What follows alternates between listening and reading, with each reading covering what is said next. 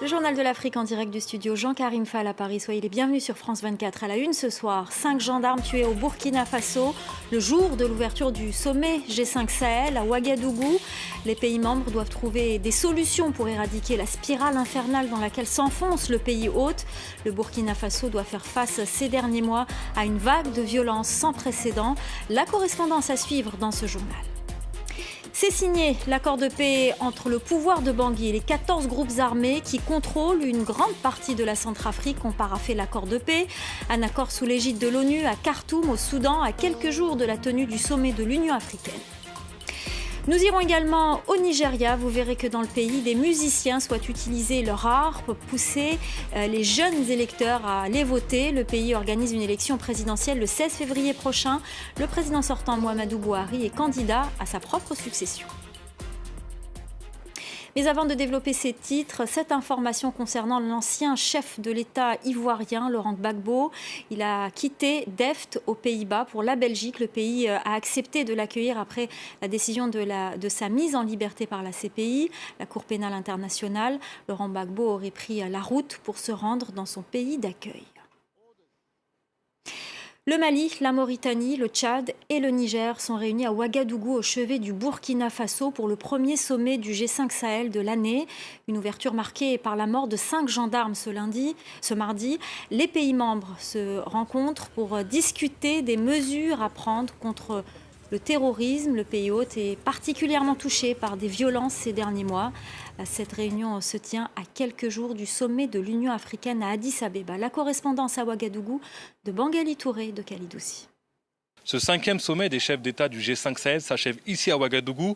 Tous les chefs d'État présents ont réaffirmé leur volonté de combattre ensemble le terrorisme qui sévit dans le Sahel. Une des annonces fortes qui a été faite aujourd'hui est enfin l'opérationnalisation de toutes les zones d'intervention. Le Mali, qui est accusé du retard, est aujourd'hui prêt, comme nous le confirme le président nigérien Mahamadou Issoufou. Tous les pays qui doivent contribuer en bataillon l'ont fait au niveau des différents fuseaux, que ce soit le fuseau Est, le fuseau Centre ou le fuseau Ouest.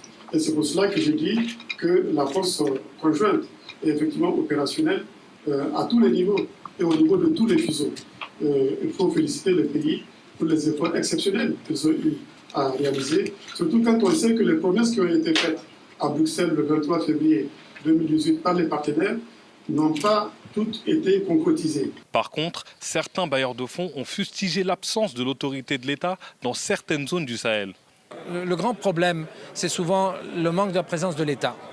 C'est le grand problème. Si les éléments de base, ce que l'État doit fournir comme élément de base n'est pas immédiatement fourni, les terroristes se trouvent très à leur aise. Et j'ai une phrase qui explique très bien cela, que je répète souvent d'ailleurs, c'est que le vide de l'État, c'est l'oxygène du terrorisme.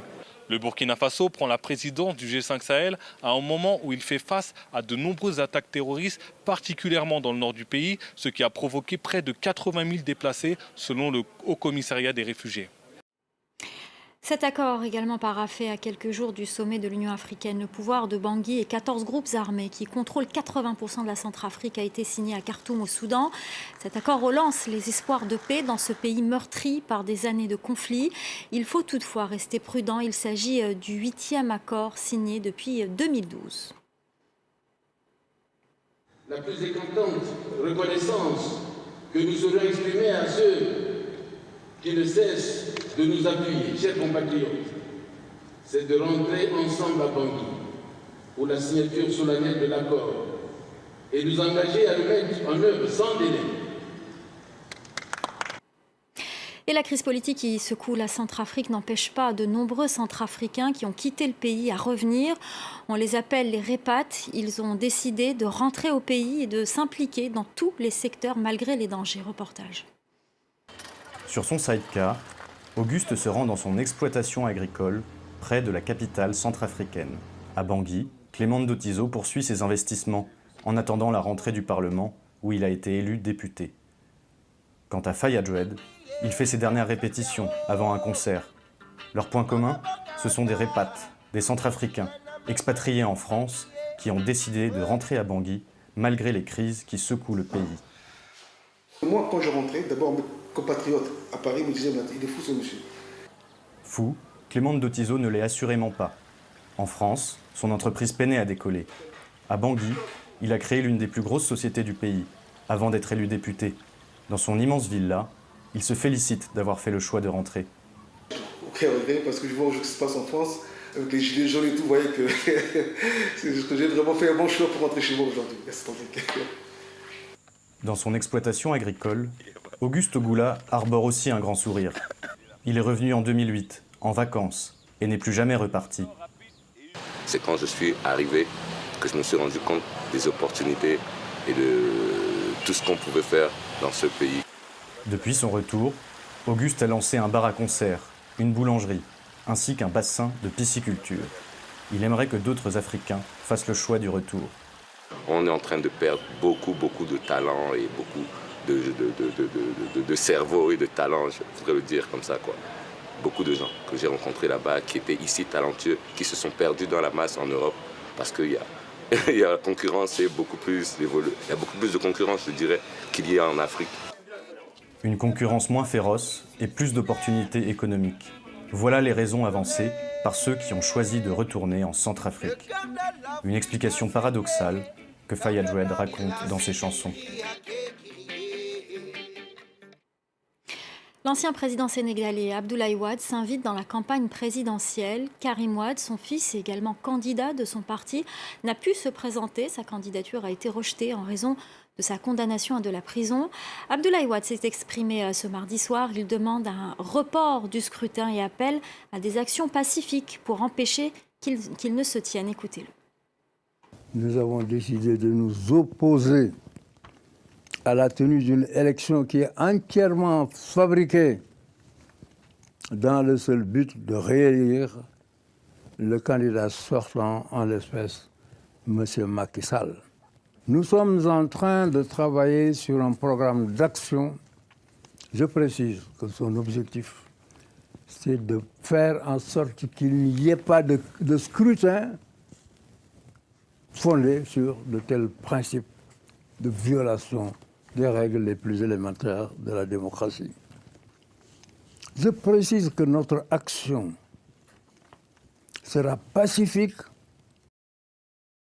Les tout premiers déplacements de Félix Tshisekedi en tant que président de la République démocratique du Congo. Après quelques heures passées en Angola, le chef de l'État congolais est attendu au Kenya où il doit être reçu par le président Uhuru Kenyatta. Les détails de cette visite avec notre correspondant Bastien Renouille. Félix Tshisekedi devrait arriver durant la nuit ici à Nairobi afin de rencontrer durant la journée de ce mercredi son homologue kényan. S'il a choisi de passer par Nairobi pour son premier voyage, ce n'est pas par hasard. Uhuru Kenyatta était le seul président en exercice présent en République démocratique du Congo lors de la cérémonie d'investiture de Félix Tshisekedi. Uhuru Kenyatta qui a aussi passé de nombreux appels auprès des présidents d'Afrique de l'Est afin de les convaincre de reconnaître l'élection de Félix Tshisekedi. Le président congolais devrait aussi rencontrer Raila Odinga, un ami de longue date qui l'a aidé durant sa lutte en tant qu'opposant. C'est d'ailleurs ici, à Nairobi, que Félix Tshisekedi avait lancé sa campagne en signant un accord avec Vital Kamerhe. Enfin, il y a des raisons commerciales. Le Kenya tente de devenir une plateforme d'échange de minerais au niveau de l'Afrique de l'Est. Joseph Kabila a longtemps exprimé qu'il pensait que le Kenya volait ses ressources en permettant leur export via le territoire kényan. Uhuru Kenyatta va tenter de faire changer d'avis le nouveau président congolais et tenter de créer de nouvelles routes commerciales ici à Nairobi. Et puis cette information en provenance du Malawi, l'ancienne présidente du pays, Joyce Banda, a déclaré son intention de se porter candidate aux élections du 21 mai prochain.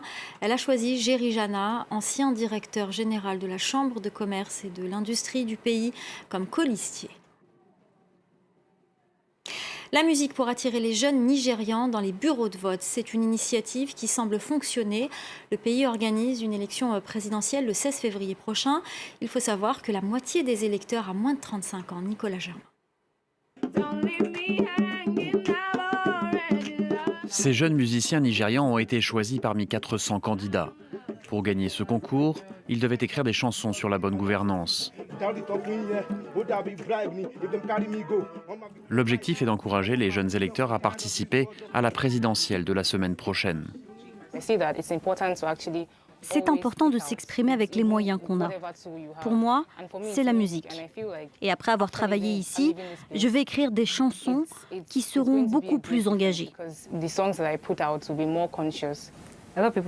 Beaucoup de gens parlent de l'importance de participer au vote, de la bonne gouvernance, et c'est vraiment le bon moment d'en parler.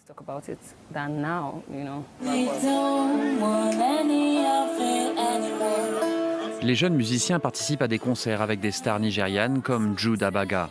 Seuls ceux qui sont inscrits sur les listes électorales sont conviés au spectacle.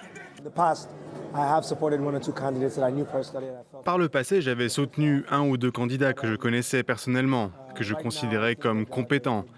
Mais maintenant, la question la plus importante pour moi est quel dirigeant politique la jeunesse veut-elle ? Plus de la moitié des électeurs du Nigeria ont moins de 35 ans. Mais les 2 favoris de ce scrutin sont, eux, âgés. Ils ont plus de 70 ans. Il s'agit du président sortant Muhammadu Buhari et le dirigeant de l'opposition, Atiku Abubakar. Voilà, c'est la fin du Journal de l'Afrique. Restez avec nous sur France 24. N'hésitez pas à jeter un œil sur notre site internet et sur la page Facebook du Journal de l'Afrique.